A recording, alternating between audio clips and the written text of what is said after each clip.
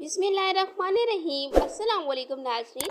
आज की वीडियो में मैं आपसे शेयर करूंगी ईद उल अज़हा पर अमराज से बचने के लिए मुफीद टिप्स।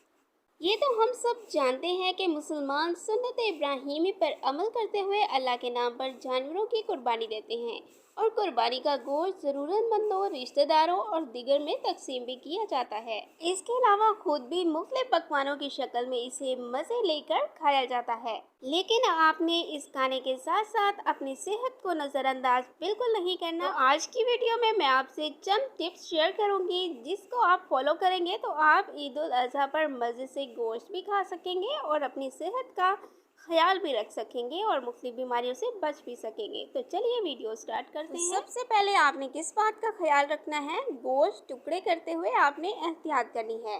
गोश्त के टुकड़े करते वक्त प्लास्टिक के दस्ताने हाथों पर ज़रूर चढ़ा लें, ताकि अगर गोश्त या खून में किसी किस्म का वायरस आमतौर पर कॉन्गो हो तो इससे बचा जा सके। वैसे ये वायरस गोश्त पकने पर ख़त्म तो हो जाता है, लेकिन फिर भी एहतियात ज़रूरी है। इसके अलावा आपने इस बात का ख्याल रखना है कि ज़्यादा नहीं खाना। इसी तरह गोश्त को बहुत ज़्यादा खाने से गुरेज करना चाहिए, क्योंकि इससे मैदे में तेज़ाबियत होने का खतरा होता है। और आपने इस बात का भी ख्याल रखना है कि चहलकदमी करनी है। अगर गोश्त देकर हाथ रोकना मुश्किल हो जाए तो फिर कुछ देर के लिए तेज़ चहलकदमी के लिए ज़रूर वक्त निकाल लें, ताकि मैदा मुनासिब तरीके से काम कर सके और खाना भी हजम हो सके। वक्त मुकर्रर करें। ईद जैसे मौक़ों पर अक्सर अफराद खाने के औकात का ख्याल नहीं रखते। हालांकि जो मामूल रोज़मर्रा का हो, इसको ईद के दौरान भी नहीं छोड़ना चाहिए, क्योंकि इसके भी सेहत पर मनफी असरात मरतब होते हैं। खाने के दरमियान वक्फा। दोपहर और रात के खाने के दरमियान कम अज़ कम 6 घंटे का वक्फा होना चाहिए, ताकि गोश्त को हजम होने के लिए मुनासिब वक्त मिल सके। एक और बात जो कि आपने ईद उल अज़हा पर बिल्कुल नहीं भूलनी, कि गोश्त के साथ आपने सब्जियों को भी जारी रखना है।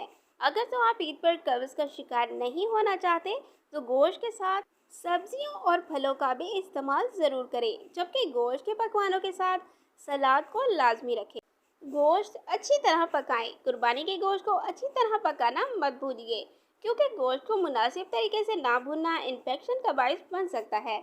इसी तरह बारबेक्यू बनाते हुए गोश्त को बहुत ज़्यादा नहीं जलाना, क्योंकि ऐसा करने पर ऐसे केमिकल्स पैदा हो जाते हैं जो खतरनाक हो सकते हैं। तो आपने इन बातों को भी बिल्कुल नज़रअंदाज नहीं करना।